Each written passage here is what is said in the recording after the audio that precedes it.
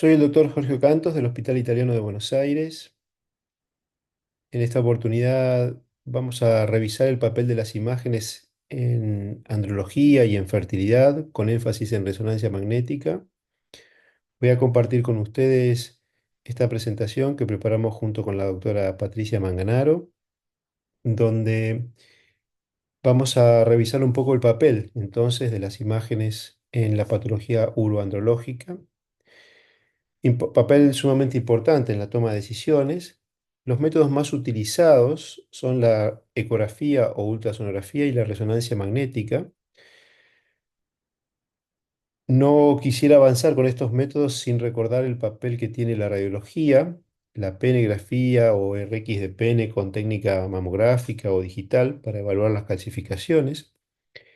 La ecografía empleando dos componentes o dos herramientas que es el modo B y el Doppler para la evaluación tanto de patología peniana, testicular, prostática y de las vesículas seminales, recor- recordando que esta última evaluación se hace por vía transrectal y sobre el final de la presentación vamos a conversar acerca de este aspecto en particular.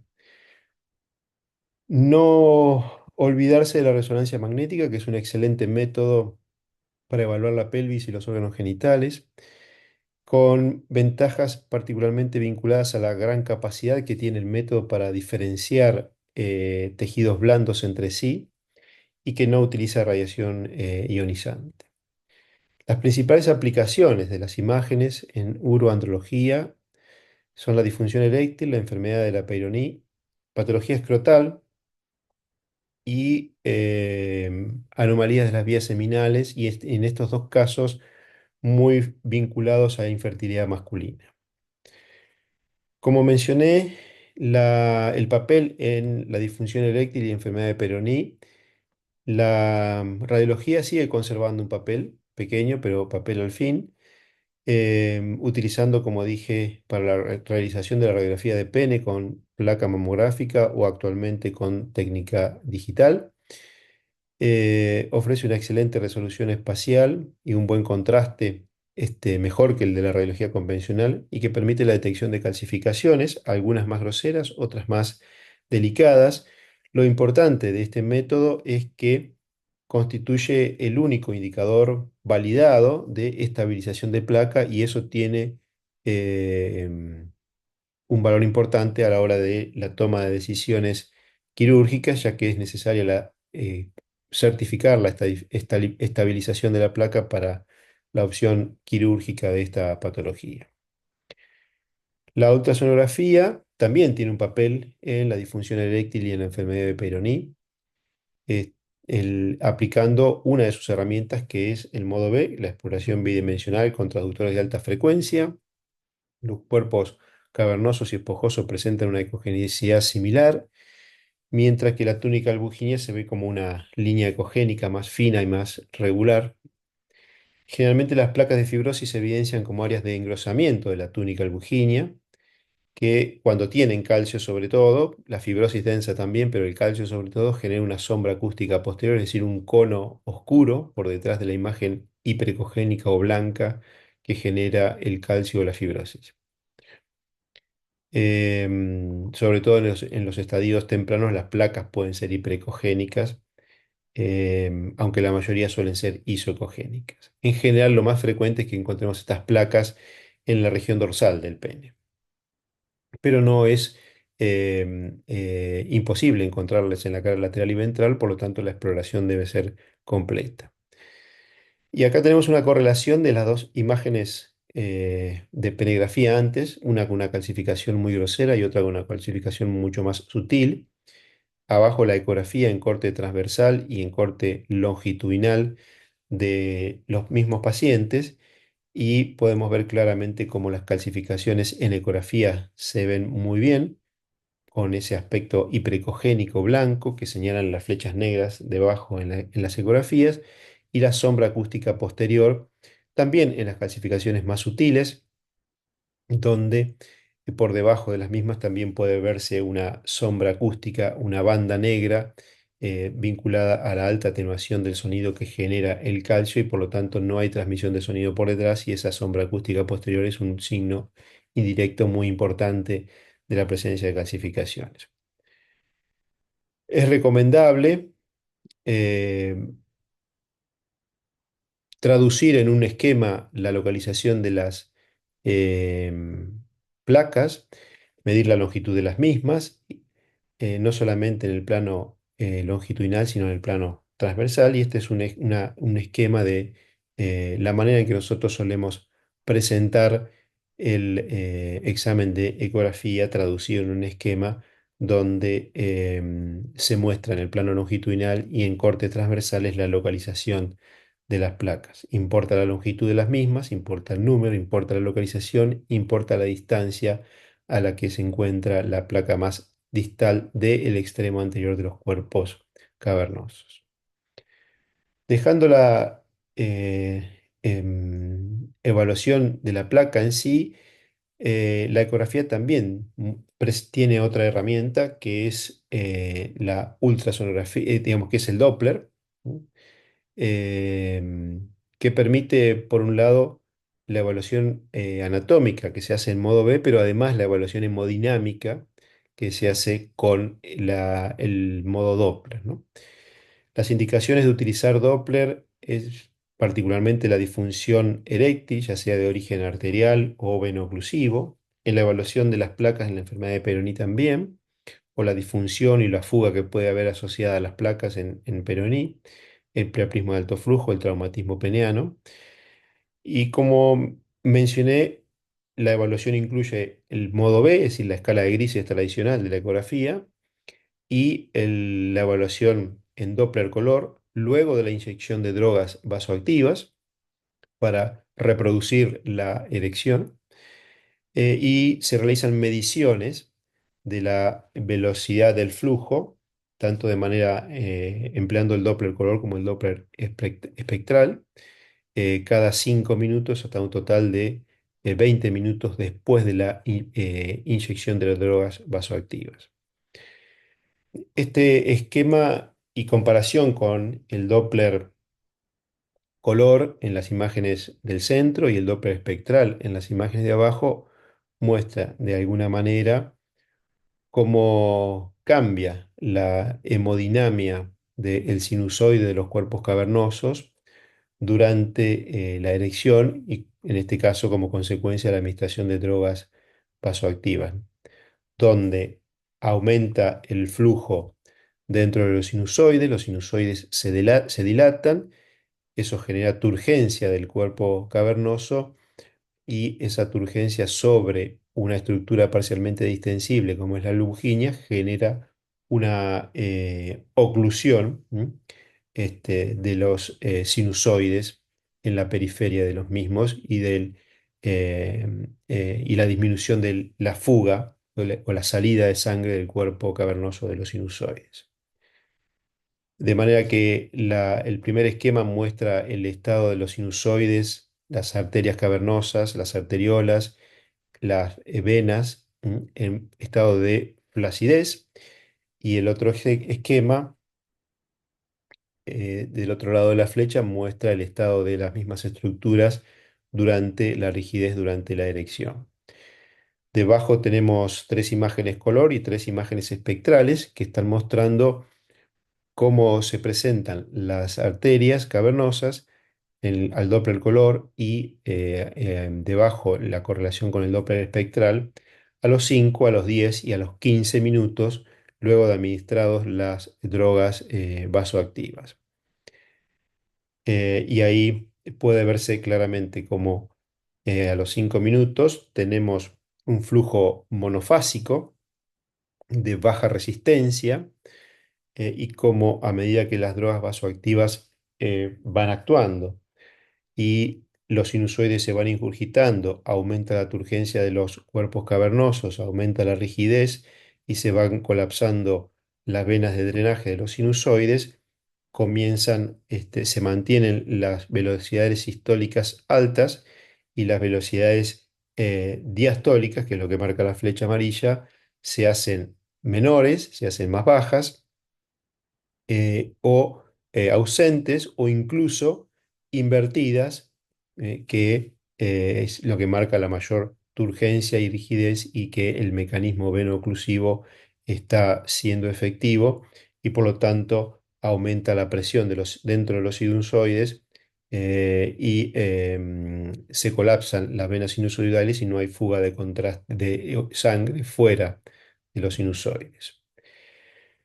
En la disfunción eréctil y enfermedad de Peyronie, las características de los estados patológicos durante la erección o pueden ser, digamos, esa disfunción eréctil puede estar vinculado a déficit arterial, donde hay ausencia de flujo o fragmentación del mismo, o un déficit veno-oclusivo, que desde el punto de vista clínico se manifiesta por una tumescencia peniana que nunca alcanza la rigidez, ¿no?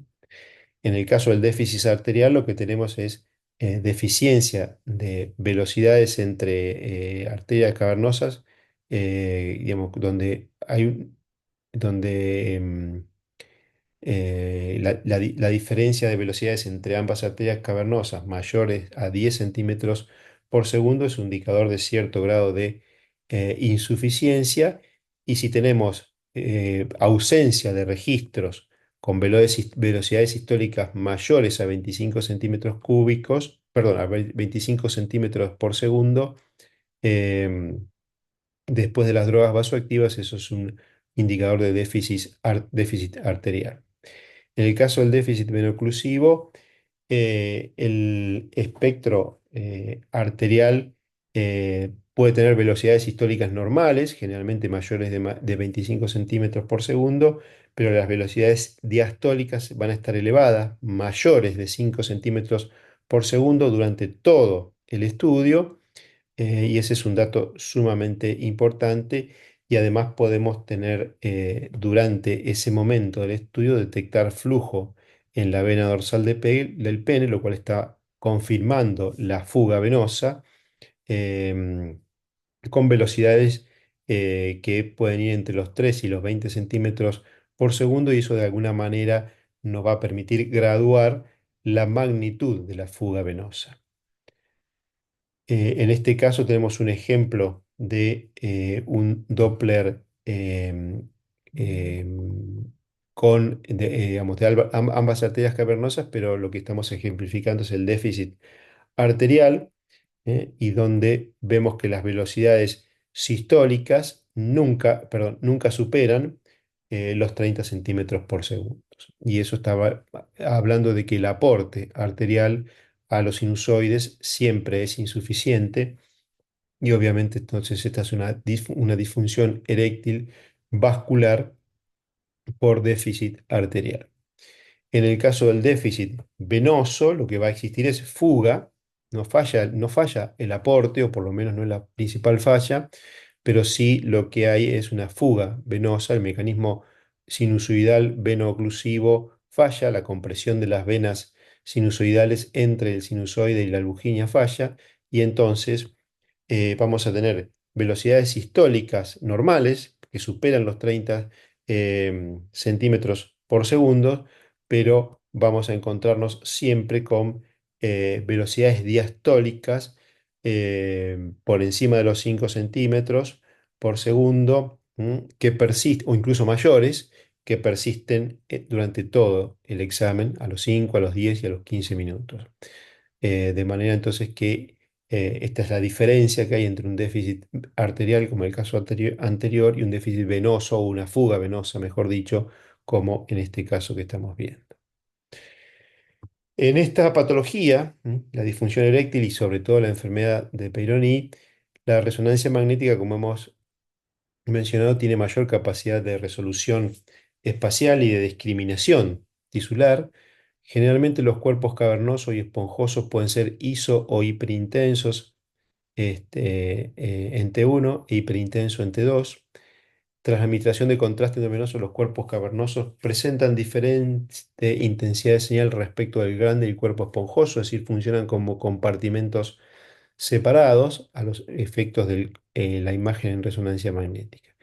En general, la túnica albuginia y o la fascia de Buck, que es más superficial y que envuelve los tres cuerpos, como tienen naturaleza fibrosa o predominantemente tejido colágeno y fibroso, suelen ser de señal hipointensa y a veces es difícil diferenciar la albuginia de la fascia de Buck, pero en principio son estructuras que se van a ver hipointensas, que se van a ver negras rodeando esas estructuras sinusoidales que son el cuerpo esponjoso y el cuerpo cavernoso, y los cuerpos cavernosos que suelen verse hiperintensas.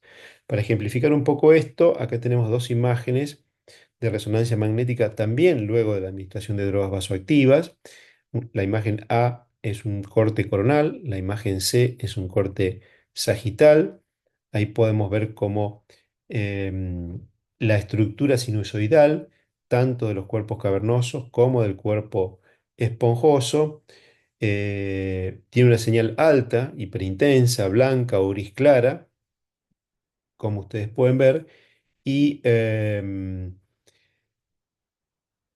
las flechas están marcando la estructura o el aspecto habitual del septum intercavernoso en la imagen coronal, que es la A, y las flechas blancas están marcando en la imagen C, están marcando las indentaciones que suele tener de aspecto anular, que suele presentar los cuerpos cavernosos durante la erección y que van desde la cara dorsal a la cara ventral de la albuginia.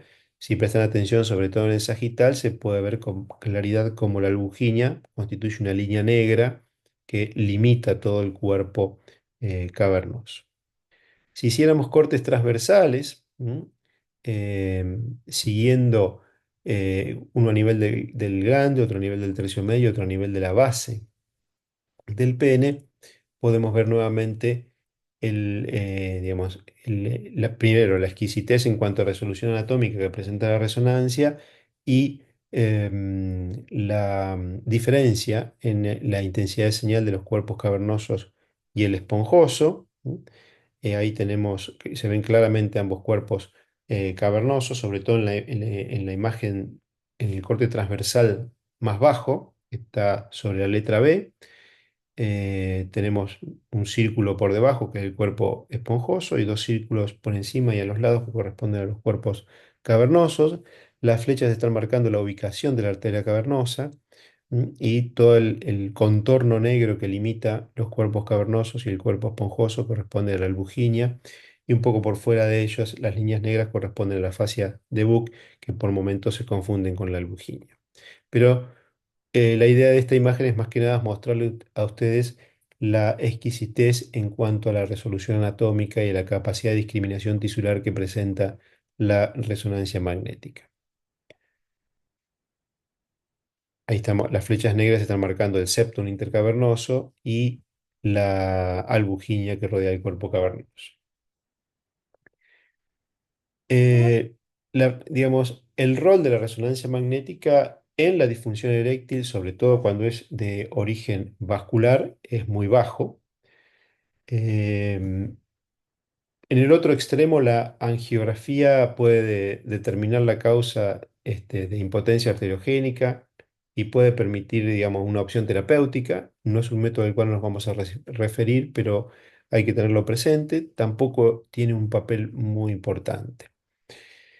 El método, digamos, de elección y el que más aporte hace y el que más se utiliza es la ecografía, como hemos visto, tanto para la evaluación del déficit arterial o la insuficiencia veno-oclusiva, la combinación de las mismas, e incluso las interrelaciones que puedan existir entre cada uno de los fenómenos en cada uno de los cuerpos cavernosos.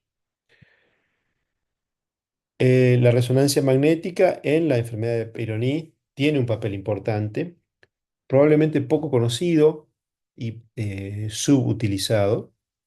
Las placas suelen visualizarse como áreas de engrosamiento de la túnica albuginia. Permite además identificar las deformidades sutiles, incluso difíciles de identificar por ecografía. Es bastante sencillo evaluar el número, la extensión de las placas y el grado de compromiso, el grado de estenosis o de reducción de calibre que eso genera, que las placas generan en los cuerpos cavernosos. Y además se puede evaluar el grado de actividad inflamatoria que tiene la placa, es decir, el grado de estabilización que tiene la placa. ¿Mm? Generalmente las placas más activas, con más componente inflamatorio activo, tienen un realce mayor, generalmente con un patrón central o un patrón periférico predominante, em, fundamentalmente porque tienen poco componente fibroso, mucho componente inflamatorio, y el componente inflamatorio tiene realza más. Y por otro lado, además, con resonancia magnética se pueden realizar reconstrucciones angiográficas que permiten en las distintas fases de estas secuencias angiográficas, por ejemplo, detectar áreas de fuga venosa que suelen estar asociadas a la placa, que coinciden en general con la angulación del cuerpo cavernoso, y esto permite entonces una evaluación mucho más integral de la placa. Además de que podría permitirnos detectar placas no palpables, y caracterizar la extensión y esos fenómenos asociados a la placa como hemos mencionado. Algo de esto vamos a revisar a continuación en algunos ejemplos.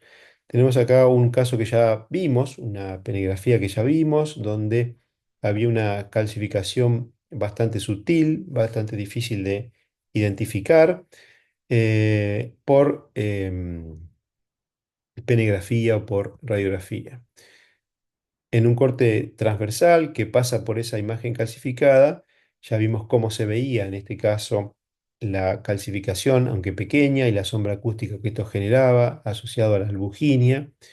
Esta es la manera tradicional en que estudiábamos estos pacientes. Hoy podemos correlacionarlo con un corte transversal de resonancia magnética, donde la flecha verde está marcando claramente la interrupción de esa línea negra correspondiente a la albuginia y cómo hay un cambio en la intensidad de señal del tejido ubicado por fuera y por dentro de la albuginia correspondiente a los cambios que está generando la placa.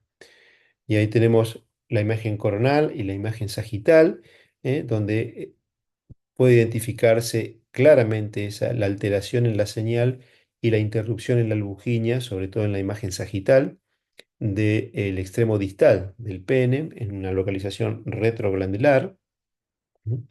Em, y digamos, cómo puede verse con mucha más precisión la extensión de la placa, el comportamiento de la misma, el grado de compromiso de la albuginia y si prestan atención, algunas imágenes puntiformes, muy pequeñitas, bien negras, bien hipointensas, que corresponden a esas calcificaciones que estábamos viendo en la ecografía.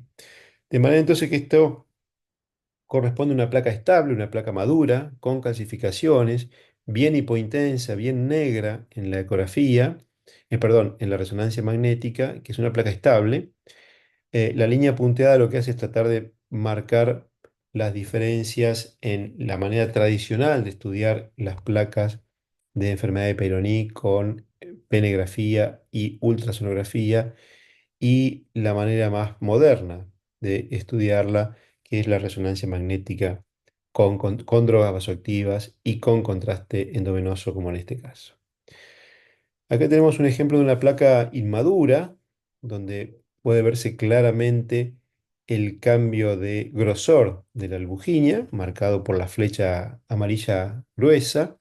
Las otras tres flechas amarillas están marcando una albuginia de características normales, bien hipointensa, homogénea, delgada, uniforme y comparativamente el área de engrosamiento de la albuginia con deformación y reducción del calibre del cuerpo cavernoso correspondiente a una placa inmadura en este caso, porque cuando la evaluamos con contraste y tenemos la imagen en el medio de T1 sin contraste para comparar y T1 con contraste, y en el T1 con contraste podemos ver y correlacionar muy bien lo que veíamos en la imagen T2, donde la albuginia que se ve hipointensa en el T2 se sigue viendo hipointensa normalmente, las flechas finas amarillas, mientras que el sector engrosado realza fuertemente con contraste, esa línea, digamos, negra en esa secuencia T1 con contraste que corresponde a la albuginia normal,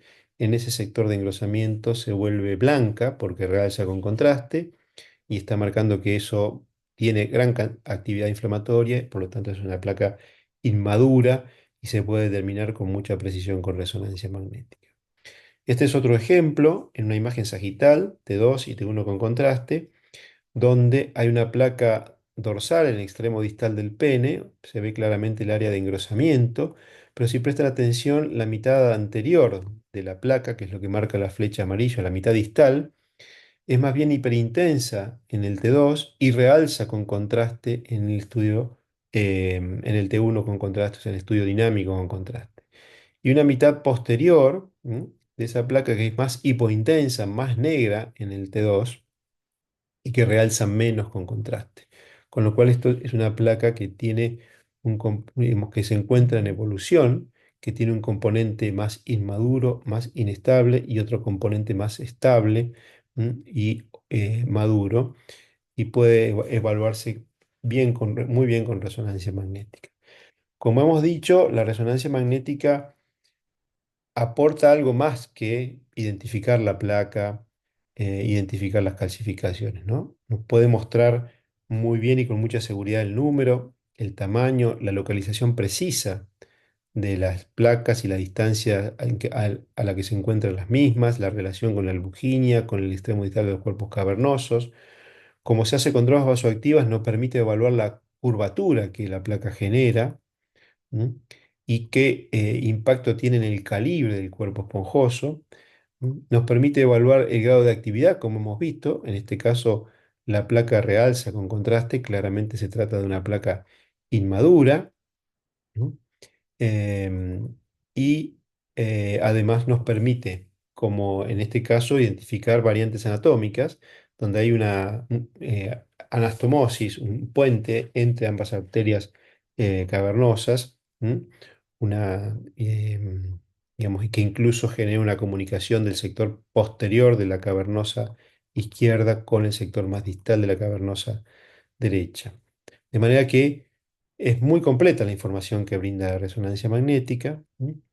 Y este es un ejemplo para mostrarles que también la evaluación angiográfica, como en este caso, fíjense ahí tenemos la magnificación del extremo distal del cuerpo cavernoso izquierdo, claramente deformado a expensas de un área de engrosamiento de la albuginia, que se ve muy bien ahí y donde hay un cambio en la intensidad de señal. La bujía, además de ser gruesa, se vuelve un poco más gris, no tan negra, no tan oscura, y eso se ve muy bien en el estudio con contraste, donde si prestan atención, las dos flechas verdes en la imagen de abajo con contraste endovenoso marcan claramente cómo ese sector de la albuginia deja de ser negro para volverse gris claro y realza con contraste, lo cual está marcando la actividad inflamatoria que tiene la placa.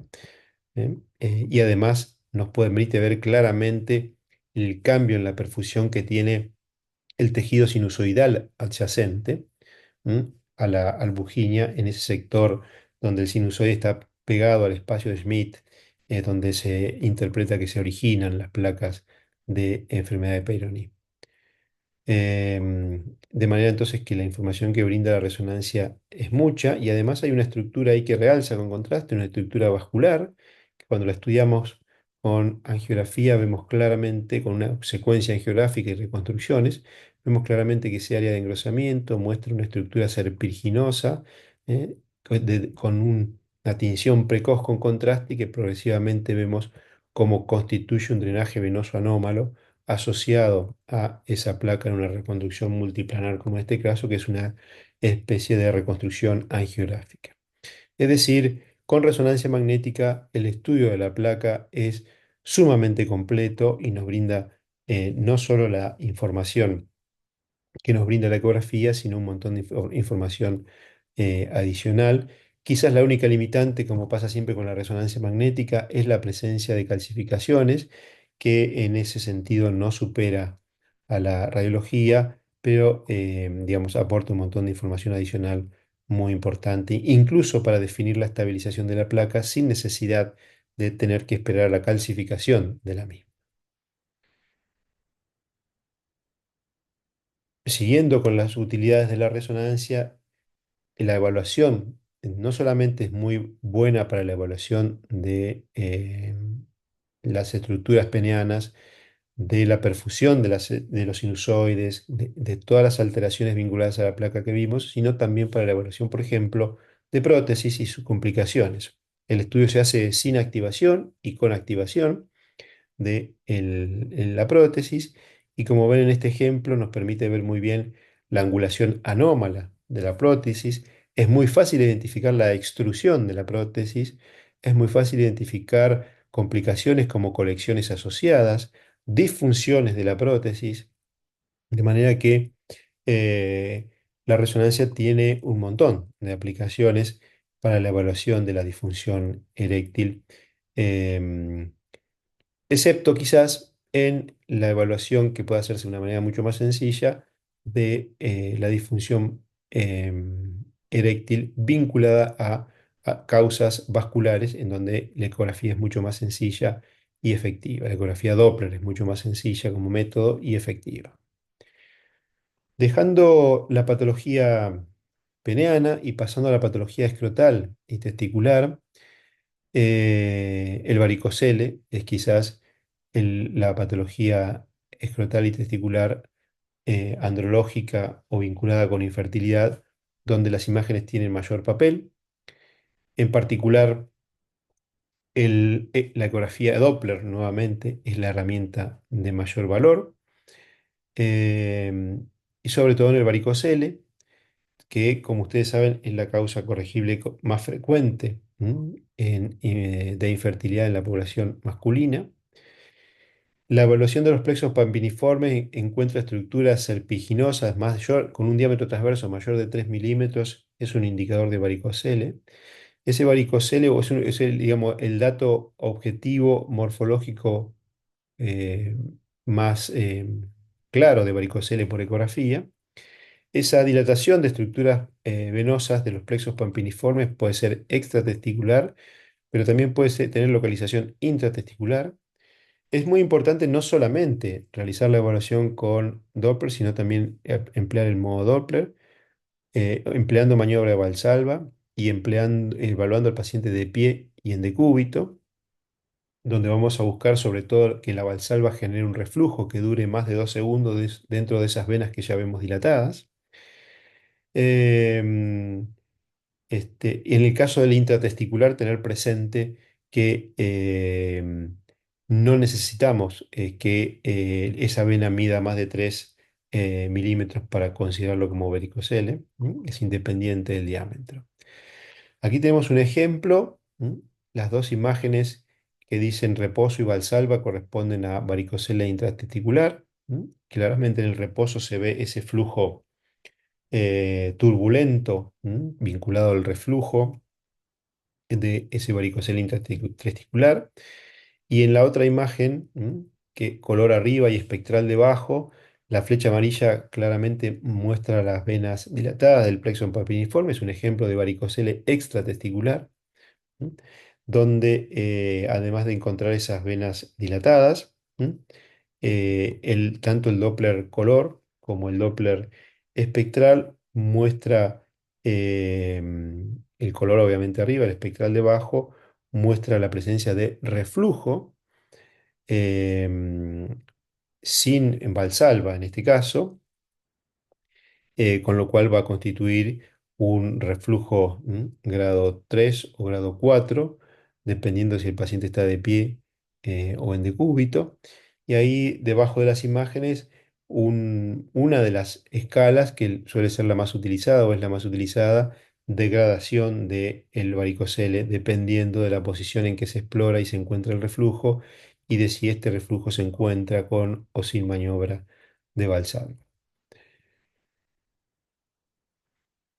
Después de digamos, de esta introducción, marcando el papel fundamental que tiene la ecografía Doppler en la evaluación del varicocele, me parece importante tener una idea más allá de la patología vascular o más allá del varicocele, de cómo abordar la patología testicular, ¿no? El examen físico no deja de ser la mejor manera de iniciar la evaluación. Sí es importante tener en cuenta que la sospecha clínica que los antecedentes y el examen físico genere debe confirmarse y documentarse con imágenes. Y este es un dato muy importante, tener documentado con imágenes una ausencia de flujo, por ejemplo, una torsión testicular, es un dato muy categórico para comunicar el tratamiento o la decisión terapéutica, por ejemplo. Debe emplearse transductores de 5 a 10 MHz. Es el método de elección para la evaluación de la inicial de la patología testicular luego del examen físico. Tener presente que la mayoría de las lesiones quísticas y sobre todo si son extratesticulares son lesiones benignas y no suelen requerir de tratamiento quirúrgico, mientras que las lesiones sólidas intratesticulares en principio uno tiene que pensar que es una lesión son lesiones malignas, pero existen alteraciones que tienen un comportamiento pseudotumoral y pueden ser un desafío para la ecografía y ahí la resonancia magnética realiza un aporte en su caracterización. Tener presente que alrededor del 3% de las lesiones sólidas extratesticulares son malignas, o sea que muy pocas de las sólidas extratesticulares son malignas. Y ahí, de nuevo, la ecografía tiene una gran superposición en los hallazgos y de nuevo la resonancia magnética, por esa gran capacidad de caracterización tisular que tiene, puede simplificar el abordaje. Y en el otro punto, toda lesión intratesticular con Doppler positivo debe ser considerada maligna, pero cuidado que hay entre un 5 hasta un 10% donde la evaluación con Doppler de esas lesiones sólidas intratesticulares no es concluyente y de nuevo ahí aparece la resonancia magnética como una herramienta que puede realizar un aporte importante. En términos generales, y antes de avanzar hacia algunos casos, mostrarles algunos casos, las imágenes tienen un rol crítico en la identificación de causas corregibles de infertilidad y esto es extensible no solamente a alteraciones testiculares, sino también de la vía seminal, que será la tercera parte de esta presentación. Solo para mostrarles la excelente correlación que hay entre la anatomía de un esquema, en este caso, y la de una imagen de resonancia magnética, ¿no? Donde claramente se puede ver el plexo pampiniforme, diferenciarlo del epidídimo, claramente se identifica el parénquima testicular, incluso se pueden identificar los septos intratesticulares, ¿m? Y ahí tenemos identificado, por ejemplo, el mediastino, o sea, claramente se puede diferenciar. En este resumen de las imágenes testiculares tenemos en A y en B cortes transversales, T1 y T2, ¿eh? A este 1, B este 2, y debajo dos imágenes coronales, la C es un coronal T1 con contraste y la D es un coronal T2 con contraste.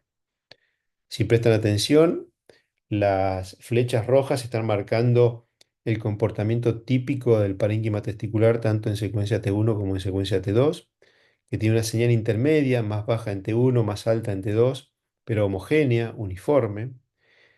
Las flechas amarillas pequeñas, que están agrupadas de a tres, están marcando el aspecto de la túnica eh, de la albuginia que reviste el testículo. ¿M? Em,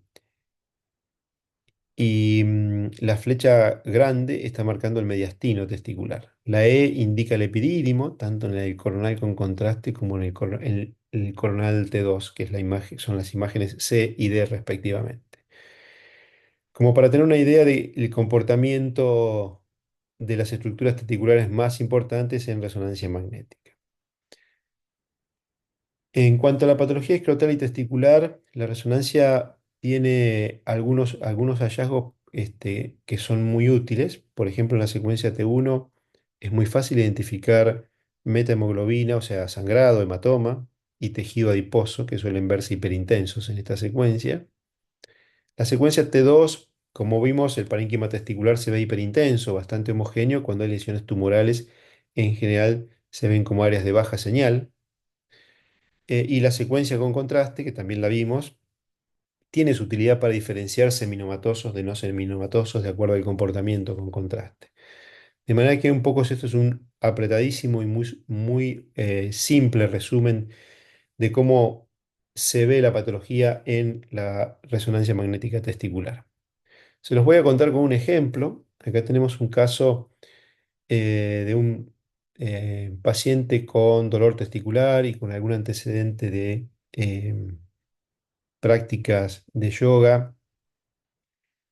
Y tenemos la ecografía, de arriba las imágenes en modo B solamente, del testículo, y abajo las imágenes, perdón, en modo con Doppler.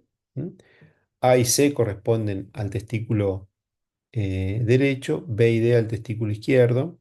Claramente el testículo izquierdo se encuentra aumentado de volumen, con un aumento difuso de su ecogenicidad. Si prestan atención, es más blanco que el contralateral, que ya estamos entendiendo que es el normal.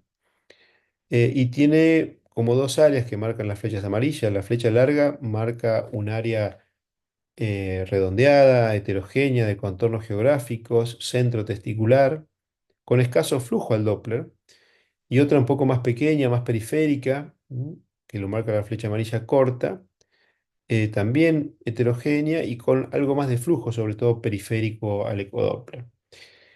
Claramente que estamos frente a una lesión sólida, heterogénea, intratesticular, aunque tiene escaso flujo en la primera, pero bueno, lo primero que tenemos que pensar es que corresponde a una lesión tumoral. Llama la atención el aumento de volumen del testículo.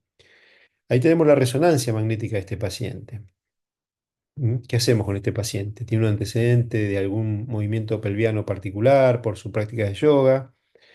La resonancia magnética muestra claramente, como les mencioné, fíjense en la imagen A, que es un T1, la flecha larga marca una imagen claramente hiperintensa en T1. Eso lo más probable es que corresponda a sangre. Eh, Vemos al lado la imagen B y la imagen C, cortes transversales, la misma ubicación que la A. Es una imagen T2 y una imagen T1 con contraste. Si ustedes prestan atención, esa imagen centro testicular sigue siendo hiperintensa en el T2, en la imagen B, digamos, al igual que lo era en la A, pero tiene un halo hipointenso que la circunda. Y además se identifica con más precisión una imagen triangular por encima de la anterior, que marca la flecha amarilla más corta, la cual no realza con contraste. Abajo tenemos los cortes coronales en la imagen D y la imagen E, T2 y T1 con contraste. Perdón. Y en la imagen coronal, de nuevo, es hiperintensa en el centro y con un halo hipointenso alrededor en el T2. Y en el T1 con contraste vemos que lo que realza es más que nada el parénquima circundante. La lesión no realza con contraste. Y también se ve mucho mejor un área que no capta contraste por encima de la imagen redondeada o ovoidea centro testicular. Y también vemos cómo capta contraste todo el epididio. Este es un comportamiento típico de lesiones pseudotumorales que suelen coexistir. El hematoma, el infarto, el hematoma que es la centrotendicular, el infarto que es la más periférica, y la orquiepididimitis, que probablemente tiene un componente químico por las sustancias liberadas durante el infarto o el hematoma. Este paciente se decidió no intervenirlo, y acá tenemos la comparación de la ecografía de seguimiento. El A es el testículo derecho y el B es el testículo izquierdo, que ahora es más pequeño, más hipocogénico, y la imagen centrotesticular ha disminuido de tamaño.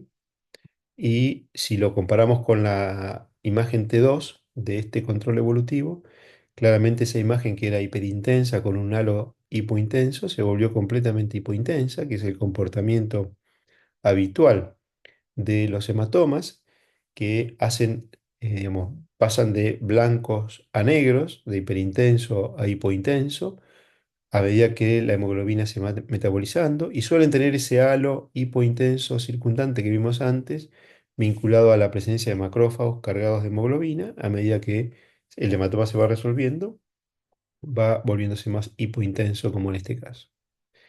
Y acá tenemos digamos, este paciente se decidió no operar, se siguió con resonancia magnética, porque los hallazgos se podían caracterizar mucho mejor. Y ahí tenemos la imagen inicial a los 45, a los 60 y el control posterior. Y como pueden ver ustedes, tenemos la imagen centrotesticular, que se comportaba característicamente como un hematoma en la resonancia inicial. Después disminuyó de tamaño y se volvió hipoecogénica. Persiste en los controles más tardíos. Además tenemos el área de infarto asociado, que lo marca la flecha amarilla, cómo fue evolucionando. Y además podemos ver cómo el comportamiento del testículo en cuanto a la captación del contraste se vuelve muy heterogénea, por esa orquiepididimitis asociada, y cómo posteriormente se va resolviendo. De manera que la resonancia magnética testicular en estas lesiones pseudotumorales tiene una gran utilidad. En general, estas lesiones pseudotumorales intratesticulares son de alteraciones vasculares o de perfusión testicular, que suelen coexistir, como mencionamos, los infartos segmentarios, como vimos, el hematoma centrotesticular, como el que vimos, y la epididimitis o la orquiepididimitis, que suele estar asociada, no necesariamente vinculada al traumatismo, pero que puede estar asociada en estos pacientes. Todas estas alteraciones pueden simular lesiones malignas y pueden conducir a un cambio en el parénquima testicular, que es la esclerolianosis, que tiene un componente de fibrosis, que tiene un componente de ocupación tubular por material hialino, y que en general la expresión es una combinación de ambos. Es la ruta final de un montón de alteraciones que pueden ser posobstructivas, posinflamatorias o posisquémicas, esa hialinosis de los túbulos seminíferos, y en general genera algún grado de atrofia del parénquima testicular, y su aspecto es muy heterogéneo y su evaluación por ecografía es muy difícil, porque suele tener incluso un aspecto nodular o tumoral, y en resonancia es muy fácil identificarlo. Ahí tenemos un ejemplo en secuencias T2 y en secuencia T1 con contraste. Fíjense que aprecia en el T2 como lesiones nodulares de contornos mal definidos, hipointensas, ¿m? Y cuando vamos a verlas con contraste, realzan menos que el resto del parénquima, que entendemos más conservado. Por otra parte, los testículos ya son pequeños y atróficos. Muchas dudas en este paciente con infertilidad, con oligospermia, no tan, digamos, relativamente joven. Se decidió la cirugía y el resultado fue que todos esos nódulos correspondían a esclerolianosis, de manera que la resonancia magnética en este estadio final de procesos isquémicos, obstructivos, o postraumáticos, em, puede caracterizar mejor porque son nódulos hipointensos, de límites mal definidos, pero con la gran diferencia con respecto a los tumores que no realza con contraste. Por lo tanto, sobre todo cuando tiene un componente atrófico o de reemplazo de parénquima testicular, debe pensarse en este diagnóstico y no tiene indicación quirúrgica este paciente. Este es otro ejemplo, confirmado también histológicamente, que necesitaba, digamos, tratamiento, era un paciente HIV, pero es el comportamiento de un absceso testicular en el contexto de una orquiepididimitis. Presten atención ustedes que tenemos un contenido hiperintenso en el T2 e hipointenso en el T1, que habla de componente líquido o de, digamos, licuefacción, con una pared gruesa hipointensa, además de que hay un componente de epididimitis, y que esa pared, como vemos en el dinámico en contraste, que a diferencia de los anteriores, que son cortes coronales, es un corte sagital, realza con contraste de manera progresiva. Eso habla de que tiene un componente fibrótico digamos, de, em, e inflamatorio organizado, corresponde a un absceso claramente confirmado por histología. Otra situación que también, digamos, puede interpretarse como un tumor, y donde la resonancia magnética puede aportar información. De manera que en ese 5 a 10% de, digamos, situaciones de discordancia clínico ultrasonográfica entre la clínica y el laboratorio, eh, y donde la ecografía va a ser, digamos, no concluyente, La resonancia magnética testicular tiene un valor predictivo negativo muy alto. El valor predictivo positivo es algo más bajo, pero lo importante es el valor predictivo negativo. Pensando en esas lesiones pseudotumorales o pseudolesiones, y les pido disculpas por este slide que está en inglés, eh, esas lesiones pseudotumorales o pseudolesiones en la que la ecografía puede ser insuficiente, incluye las que mencionamos, las alteraciones vasculares o de perfusión que suelen coexistir, el hemangioma, el infarto, la epididimitis y los abscesos, que son los ejemplos que vimos. También aparecen alteraciones de la temperatura o del microambiente testicular. Excluimos el varicocele, aunque es la causa más importante, porque la resonancia tiene un rol muy escaso. Ahí domina la ultrasonografía. Pero sí tenemos que recordar los testículos no descendidos y sobre todo la diferenciación entre agenesia versus testículo intraabdominal o pelviano. O situaciones donde hay un grado importante de hipotrofia o atrofia testicular. ¿M?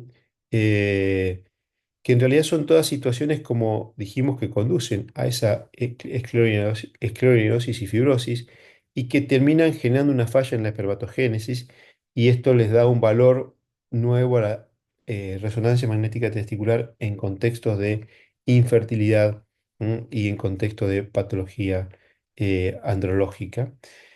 Y lo importante es que todas estas condiciones que se comportan como pseudotumorales, eh, no pueden ser distinguidas con precisión de lesiones tumorales por la ultrasonografía con Doppler. Em, y pueden, si solamente nos basamos en el Doppler, conducir a orquiectomías o incluso a biopsias innecesarias. Em, Esto es a manera de resumen. Pero, digamos, fíjense que más allá de que las imágenes son similares, ¿eh? Y que tienen, por ejemplo, un centro hiperintenso similar en este caso, vemos claramente que la pared hipointensa en la lesión de arriba es gruesa e irregular y realza con contraste, mientras que la pared hipointensa em, de la lesión de abajo es delgada, uniforme, homogénea y no realza la pared, no realza con contraste, que en realidad corresponde a un acúmulo de macrófagos cargados de hemosiderina. Entonces es claro diferenciar, por ejemplo, con resonancia magnética un hematoma de un absceso, aunque tiene algunas similitudes, y son las que pueden confundirse en ecografía. Ahí tenemos, por ejemplo, y el componente de la orquiepidimitis, o sea que la evaluación con resonancia magnética es mucho más amplia y mucho más segura en este tipo de lesiones que con ultrasonografía Doppler. Otra patología uroandrológica donde la resonancia puede tener utilidades, como hemos mencionado, en las alteraciones en el descenso testicular. ¿M? No tanto en la criptorquidia, sino quizás más en la ectopía testicular. Y acá les muestro un ejemplo resumido, donde, digamos, la ecografía puede ver puede encontrar los dos testículos ectópicos, digamos, criptorquídicos, perdón, en este caso, pero una sola imagen coronal muestra claramente la localización de ambos testículos. Este es otro ejemplo, quizás donde tiene más valor la resonancia magnética, un paciente con criptorquidia derecha, y la verdad es que se presumía agenesia testicular izquierda. La ecografía muestra el testículo derecho, mientras que la resonancia, ahí lo tenemos el testículo derecho, mientras que la resonancia muestra fácilmente el testículo derecho por detrás de la pared abdominal, y el testículo izquierdo bien en el centro de la pelvis, muy difícil a la exploración ecográfica, fácilmente descarta la agenesia y confirma la presencia de un testículo pelviano. Y además, no solamente confirma la presencia del testículo pelviano, sino que puede determinar claramente el volumen del mismo, el grado de atrofia, la digamos, y determinar que no existe una lesión maligna asociada. Tiene una pequeña formación quística, pero es claramente un quiste, no es una lesión sólida asociada, de manera que brinda una información muy importante en este paciente que es muy difícil de obtener con ultrasonografía. ¿Mm? La resonancia es superior a la ultrasonografía para este grupo de pacientes en particular, donde hay que diferenciar agenesia testicular de testículo pelviano, como en este caso. Este es otro ejemplo que se los muestro principalmente porque de alguna manera sirve de nexo con el grupo de patologías que vamos a ver a continuación, que es las alteraciones de la vía seminal y el papel de la resonancia en las alteraciones de la vía seminal. ¿Eh?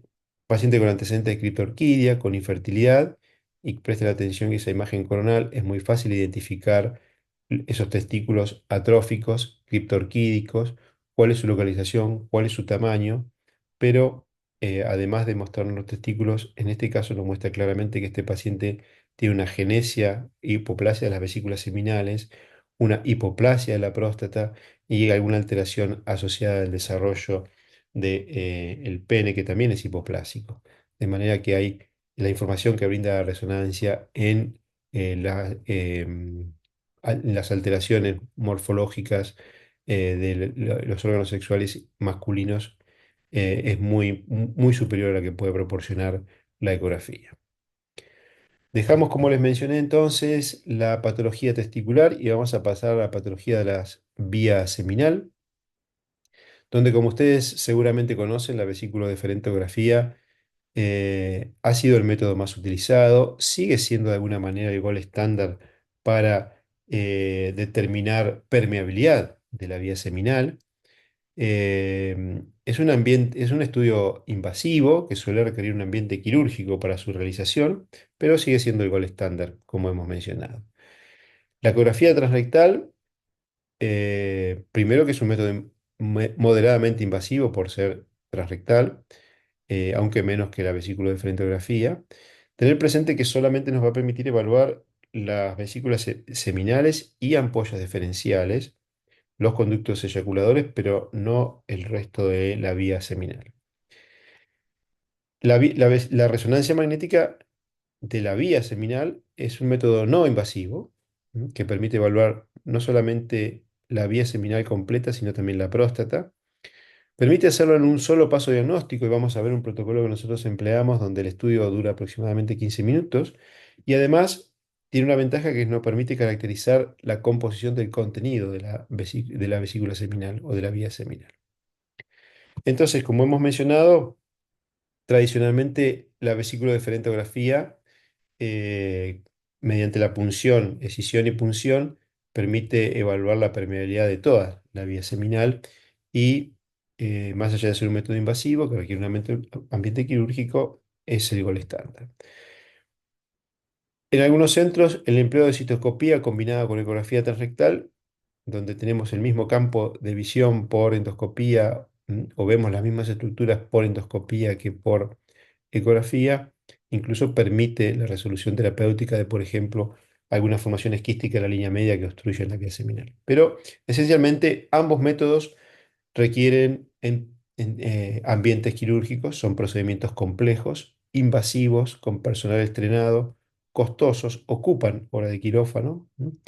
Em, eh, la ecografía permite con cortes transversales o con cortes oblicuos evaluar las vesículas las vesículas seminales y también diferenciarlo de la ampolla diferencial, pero nada nos dice de cuál es el contenido de esas vesículas seminales o muy poca información. Y acá aparece entonces la resonancia magnética, que digamos, no pretende competir con la vesículodeferentografía, pero sí con ecografía transrectal. La ecografía transrectal, como mencionamos, estudia solamente la vesícula diferencial, las ampollas diferenciales y los conductos deferentes. No nos da ninguna información del contenido y es un procedimiento invasivo porque es ecografía transrectal. La resonancia magnética con reconstrucción multiplanar de los conductos deferentes, como nosotros lo empleamos, permite estudiar toda la vía seminal en un solo paso diagnóstico y además, como dijimos, no es invasivo y permite caracterizar la composición del contenido, sobre todo la presencia del componente hemático dentro de las vesículas seminales. Em, de manera que es un estudio de la vía seminal completa. Este estudio incluye un plano oblicuo siguiendo el eje de las vesículas seminales que nos permite tener una visión completa de estos tres principales componentes, ¿no? La vesícula seminal, la ampolla diferencial y el conducto o los conductos eyaculadores, en una sola imagen que termina siendo un coronal oblicuo, pero lo vemos de frente y de una manera muy fácil de interpretar. ¿Eh? Y muestra muy fácilmente las estructuras y el contenido de las vesículas seminales. Por otro lado, hacemos lo que llama un desplegamiento de los conductos deferentes, que sería la siguiente la estructura que nos faltaría estudiar. Es una reconstrucción curva, siguiendo el recorrido de los conductos deferentes, que tienen dos componentes principales, uno intraabdominal y otro extraabdominal. Y entonces, sumando esas dos reconstrucciones, como si abriéramos las dos tapas de un libro, ¿eh? Podemos tener una reconstrucción completa en una sola imagen, ver en una sola imagen todo el conducto deferente desplegados. Ahí tenemos arriba la próstata, en una imagen que tiene sus dificultades para entender, y abajo el testículo. Y ahí tenemos, con flechas amarillas y con flechas lilas, la porción intrapelviana y extrapelviana del conducto deferente y podemos ver el recorrido del conducto deferente en una sola imagen desde el verum montarum hasta el epididimo. Y entonces de esta manera estamos estudiando toda la vía seminal de una manera no invasiva sin emplear bobina endorectal, sin que el estudio sea invasivo, sin administrar contraste endovenoso. Este protocolo no lleva contraste endovenoso y en un periodo de tiempo, es un estudio relativamente corto de aproximadamente 15 minutos. ¿Cuáles son las posibles aplicaciones clínicas o las aplicaciones clínicas de la resonancia magnética de la vía seminal? La oligozoospermia obstructiva. Es muy fácil con resonancia magnética identificar, por ejemplo, un quiste de utrículo que está comprimiendo los conductos eyaculadores, determinar su tamaño, el grado de obstrucción, la presencia de litiasis. La oligospermia no obstructiva, puede haber causas que suelen relacionarse con falla en el desarrollo embriológico, que pueden no estar asociadas a anomalías de la vía urinaria, y eso también es muy fácil de estudiarlo, y con otro componente que empleamos en nuestro protocolo, que es una secuencia de imágenes orientadas al retroperitoneal, es muy fácil para nosotros determinar si hay asociación o no con anomalías del desarrollo renal. Y otra aplicación es la hemospermia, para determinar la hemorragia seminal, que está presente en un porcentaje importante de esos pacientes, y la sangre, como ya hemos visto en el hematoma, se va a ver hiperintensa en T1 e hipointensa en T2, negra en T2. Y además podemos determinar, de acuerdo a cómo se comporte la sangre, vimos que va evolucionando, o sea, como vimos en el hematoma testicular, podemos determinar la edad de ese componente hemático que hay dentro de la vía seminal. Digamos, valoración que no podemos hacer, por ejemplo, con ecografía. Acá tenemos un ejemplo de un quiste del utrículo prostático con en la imagen coronal, que es la A, el axial, que es la B, y la sagital, que es la C, y que quizás es la más fácil de entender. La flecha azul está marcando la formación quística correspondiente al quiste del utrículo. La roja, el pico a nivel del verum montarum, un signo característico del quiste del utrículo. Es muy fácil determinar la presencia del mismo, la morfología, la comunicación o no con la luz uretral, y establecer el diagnóstico. En este otro ejemplo, imágenes coronales en ese eje coronal oblicuo que empleamos para nuestro protocolo de vesículas seminales. Ahí tenemos en la secuencia, la imagen A es un T1, la imagen B es un T2 y la imagen C es un T2 con supresión grasa. Es una variante que nos permite analizar algunas características con mayor precisión, no confundir el líquido con la grasa, por ejemplo. Y como ustedes pueden ver claramente, se puede ver, como marca la flecha roja, la presencia de una litiasis impactada en el conducto eyaculador pegadita al verum montarum y todas las concreciones y otras litiasis que tiene la vesícula seminal derecha en este caso. Este es un paciente con oligoasospermia. Ya tenemos una imagen coronal de las vesículas seminales y fíjense que no tenemos vesícula seminal izquierda y sí tenemos claramente una vesícula seminal derecha. Como les dije, se puede ver muy bien el conducto eyaculador en este caso. ¿Qué pasa en este paciente? La imagen del retroperitoneo del mismo estudio muestra que los riñones son normales, entonces acá nos importa algo que podemos mostrar claramente con ese desplegamiento del conducto de frente. Que tenemos conducto de frente derecho, marcado por las flechas amarillas, pero no tenemos conducto de frente izquierdo. Y entonces, este paciente tiene agenesia de la vesícula seminal y conducto de frente izquierdo con riñones normales. Es un dato muy importante en este paciente con oligosospermia. Este paciente, en primer lugar, ahí tenemos los tres grandes componentes de nuestro protocolo de estudio, cómo podemos caracterizar las anomalías que encontramos con ese corte coronal del retroperitoneo, ese corte oblicuo de las vías de la vesícula seminal y esa reconstrucción de los conductos deferentes. Muy importante estos hallazgos, porque este paciente, agenesia de la vía seminal con riñón normal, tiene un 44% de probabilidades de tener alguna mutación para fibrosis quísticas, de esta enfermedad autosómica recesiva, por lo tanto, muy probablemente deba estudiarse el paciente y su familia o sus hermanos para evaluar la presencia de estas mutaciones y el consejo genético a continuación.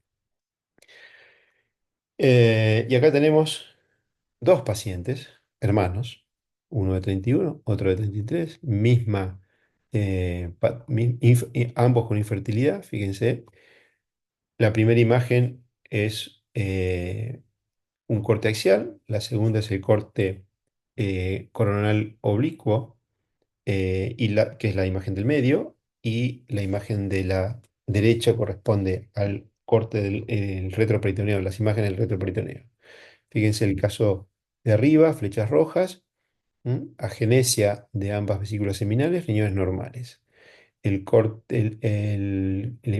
de abajo, tenemos agenesia de ambas vesículas seminales, quizás un poco la izquierda sea hipoplásica, las ampollas diferenciales se ven un poco mejor, riñones normales. Estos pacientes con riñones normales y hipoplasia o agenesia de ambas vías seminales tienen un 99% de tener alguna mutación para fibrosis quística. ¿eh? Em, en estos pacientes, digamos, el 90% tienen agenesia de los conductos deferentes y los riñones son normales.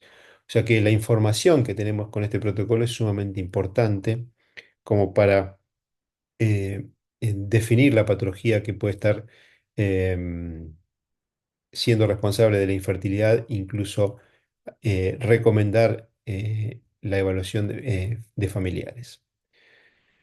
En estos pacientes, la secuenciación completa para el gen de la fibrosis quística mostró la presencia de dos mutaciones asociadas a fibrosis quística. Este es el desplegamiento de los conductos deferentes, o el intento de desplegamiento de los conductos deferentes de cada uno de estos pacientes. El primero, las flechas amarillas, no vemos agenesia de ambos conductos deferentes. El segundo tiene el lado derecho agenésico, no vemos ninguna estructura, y el izquierdo un hilo hipoplásico o atrésico. ¿Mm?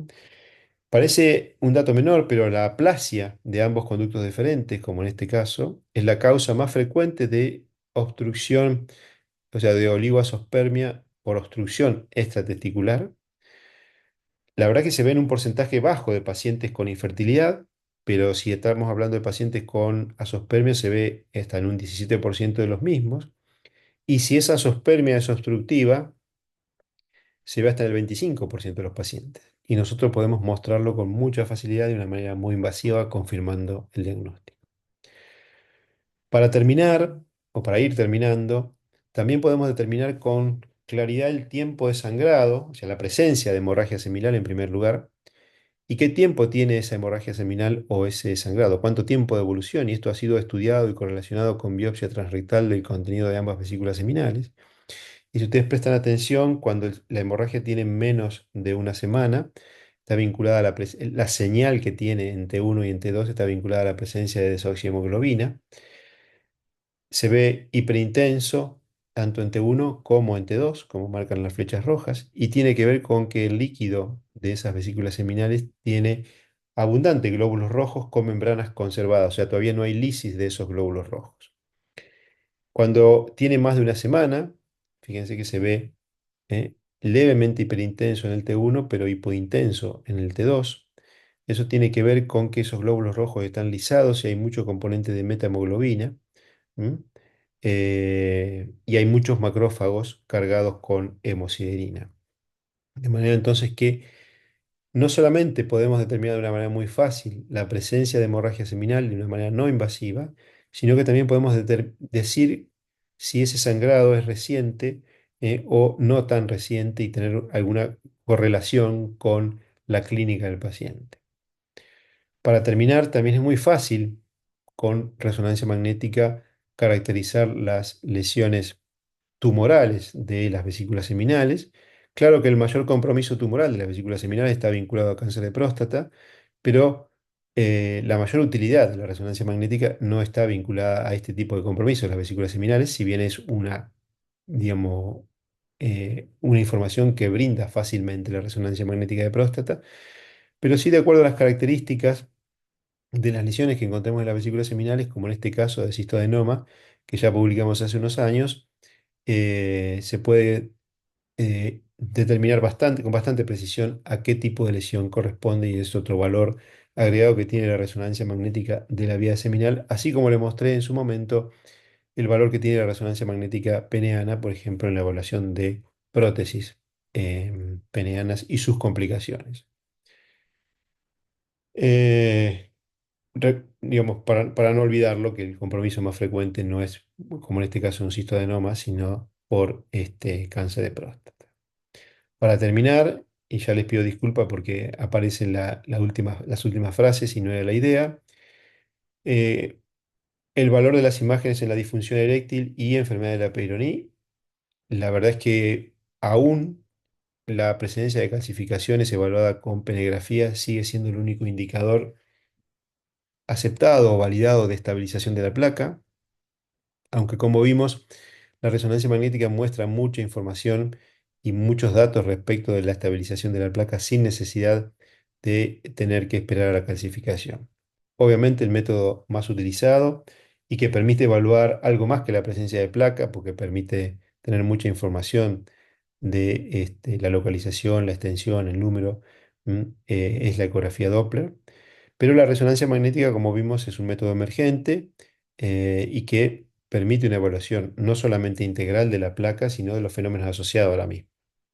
En cuanto a la patología testicular, obviamente el método inicial después del examen físico es la ecografía Doppler, pero como vimos, la resonancia magnética es de gran utilidad, sobre todo en aquel grupo de casos donde hay discordancia clínico ultrasonográfico entre el laboratorio y la ductosonografía, y sobre todo para diferenciar lesiones pseudotumorales de tumores o lesiones tumorales reales testiculares. Y vimos las situaciones en las que esas lesiones pseudotumorales son de difícil caracterización solamente con ultrasonografía.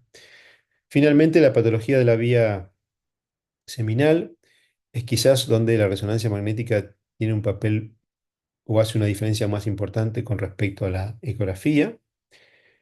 Eh, ¿Por qué? Porque permite estudiar toda la vía seminal en un solo paso diagnóstico de una manera no invasiva, eh, dando información no solamente anatómica de la vía seminal o de las anomalías de la vía seminal, sino de las posibles anomalías asociadas de la vía urinaria, y tiene un papel en la hemospermia para confirmar la presencia de hemorragia seminal, coincidiendo o no con los episodios de hemospermia dilucidar la causa subyacente, como en el caso de litiasis que hemos mencionado o que hemos visto, y después en infertilidad y oligospermia para diferenciar o identificar causas corregibles de las no corregibles, sobre todo vinculadas a fallas del desarrollo de la vía seminal. De manera entonces que este es un poco el resumen de el papel de las imágenes en la evaluación de patología urológica o de las grandes entidades uroandrológicas. Muchísimas gracias. La verdad que espero que en este apretado resumen tengan una idea del el rol que puede cumplir cada uno de estos métodos en la evaluación de la patología andrológica. El énfasis está puesto, como claramente lo dijimos al principio, en la resonancia magnética porque creemos que es el método que aporta información adicional en muchas de las entidades que hemos visto.